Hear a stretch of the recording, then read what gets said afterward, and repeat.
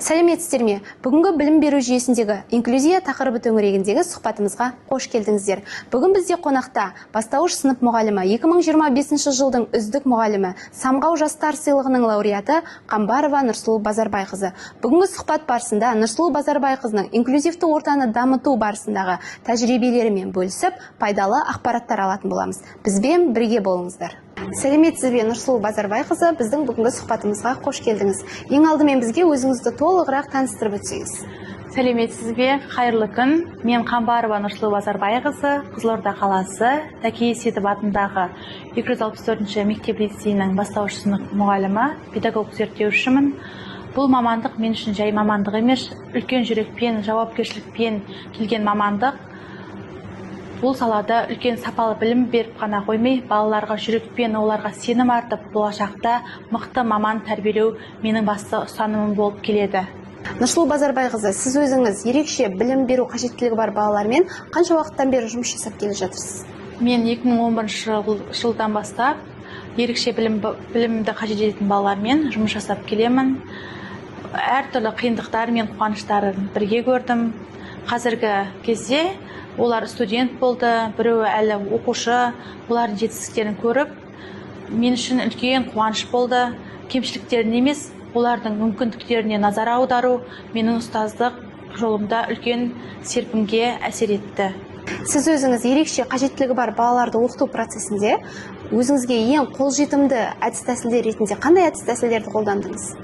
Мен сабақ барысында топтық, жеке, көрнекілік тапсырмаларды барлық балаға бірдей емес, балалардың жеке жас ерекшеліктеріне сай дайындап келіп отырдым. Және балалармен, ата-аналармен тығыз байланыста болып, балалар бассейнге барса бассейнге барып, тоғызқұмалақ ойнадым. Сенсорлық кабинеттерде арнайы мамандармен бірге отырып, жұмыс жасап үлкен нәтижеге жеткен болатынмын. Инклюзивті сыныптармен жұмыс істеу барысында сіз үшін ең қиын және сізді шабыттандыратын тұстары қандай болды? Әрине қиындықтар болмайды емес болады, бірақ әр баланың қажеттіліктерін ескеріп отырып, ол сыныпта достарымен сөйлестірудің өзі үлкен еңбекті қажет етеді.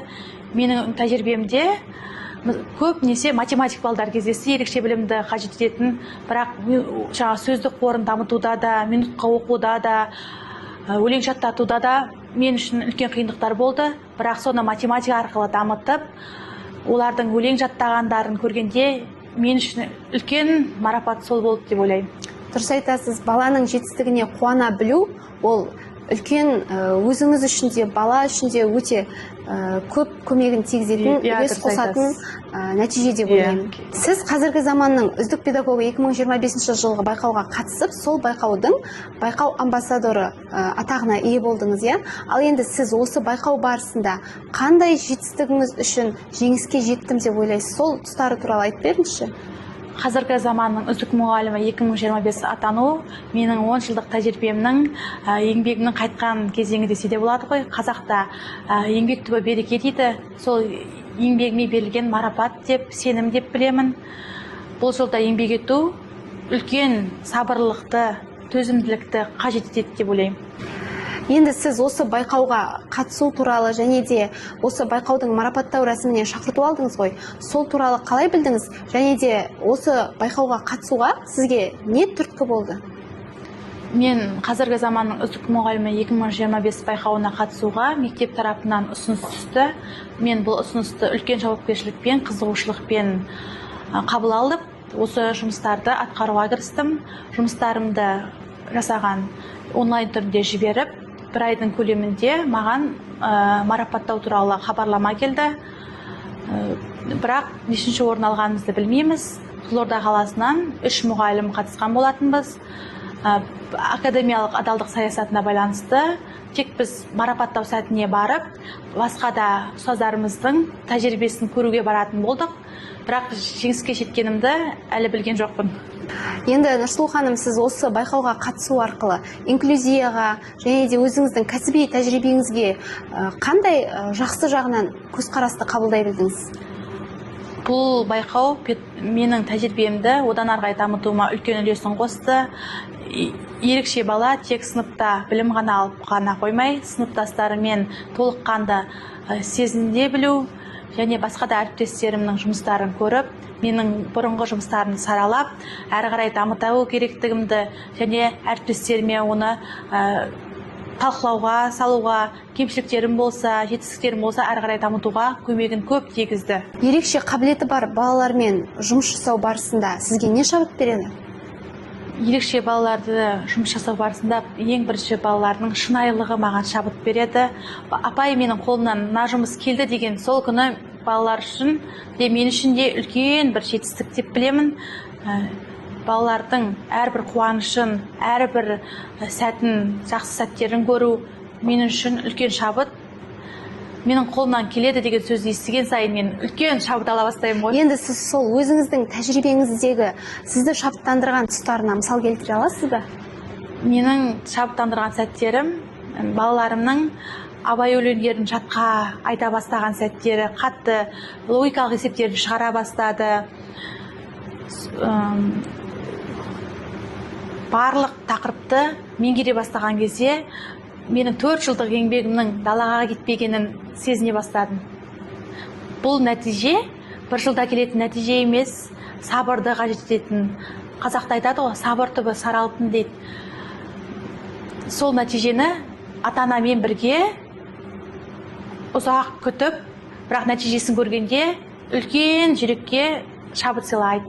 Дұрыс айтасыз. Негізі бұл жерде тек балаға, тек мұғалім тарапынан ғана емес, ата-ана тарапынан да қолдау қажет дегіңіз келеді. Иә, дұрыс айтты. Ата-ана тарапынан, достары тарапынан, әріптестер тарапынан, басшылық тарапынан қолдау керек.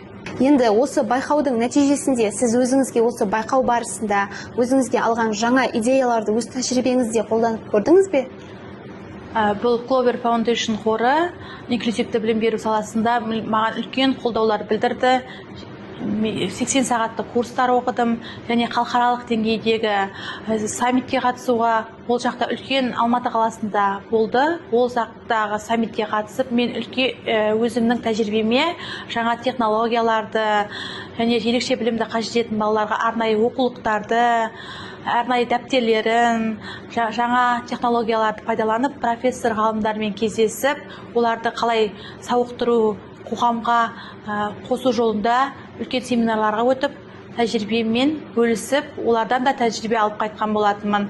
Мен үшін қолдау деп соны айта аламын. Енді сіз сол жақтан алып келген, байқау нәтижесінде алып келген тәжірибелеріңізді өзіңіздің әріптестеріңізге бөлістіңіз бе? Иә, сол жақтан алып келген тәжірибелермен өзімнің ата-аналарыммен, оқушыларыммен, әріптестеріммен семинарлар, тренингтер өтіп, олардың жаңа технологияларын таныстырып, оң бағасын алған болатынмын. Сіз осы қазіргі заманның үздік педагогі байқауына қатысу арқылы өзіңіздің есіңізде қалған ең әсерлі, ең қызықты сәттер бар ма?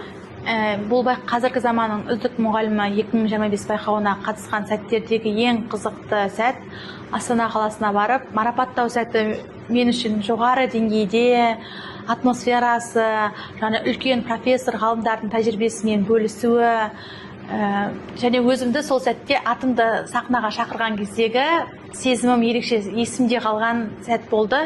Және ол марапаттау сәтіне менің өзімнің балаларым, оқушыларым қолдап барған сәті есімде қатты қалды және ұмытылмас әсер қалдырды. Осындай байқаулар көп болып, ұстаздарымыздың еңбектерін ақтайтын, ұстаздарымызды бағалайтын осындай байқаулар жылда ұйымдастырылып тұрса деген ұсынысым бар. Алдағы уақытта өзіңіздің кәсіби дамуыңызға байланысты алға қойған қандай арман мақсаттарыңыз бар? Қазіргі кезде енді сол атақты алғаннан кейін бұл атақты алып жүрудің өзі үлкен жауапкершілік, сенімділікті арттырды. Осы қазақстандық деңгейде емес, енді тәжірибемді халықаралық деңгейде арттырғым келіп отыр. Осы қордың арқасында көптеген білім алып, Алматы, Астана қалаларындағы үлкен конференция, семинарларға қатысып келдім. Осы қор болашақта ұстаздардың білімін арттыруға үлкен септігін тигізеді деп ойлаймын. Енді білімімді басқа елдерде, халықаралық Франция, Сингапур елдерінде дамытып келіп, жаңа технологияларды меңгеріп келіп, Қазақстанға балаларыма деген ары қарай дамытқым келіп отыр осы инклюзивті білім беру саласын, жалпы Қазақстанға бір ғалым шықса да, бір құрылысшы шықса да, бір дәрігер шықса да, Қазақстаннан ойып алатын, орын Қазақстанға пайдасын тигізетін ұрпақтарды тәрбиелеу менің мақсатым. Нұрсұлу Базарбайқызы, сізге бүгінгі сұхбатымызға уақытыңызды бөліп, және де бізге құнды пікірлеріңізбен, инклюзивті дамыту жолындағы ойларыңызбен бөліскеніңіз үшін үлкен рахмет. Сіздің сұхбатыңыз барысында әрбір баланың мүмкіндігіне сене отырып, және де әрбір педагогтың үнемі ізденіс үстінде болуының маңызының қаншалықты көп екендігін аңғардық. Және де сіздің еңбек жолыңызға шығармашылық табыс, толағай жеңістер тілейміз. Барлық сізге де және де барлық педагогтерге осы инклюзивті білім беру жолындағы әрбір баламен жұмыс жасаудағы әрбір еңбектері үшін шексіз алғыс білдіреміз.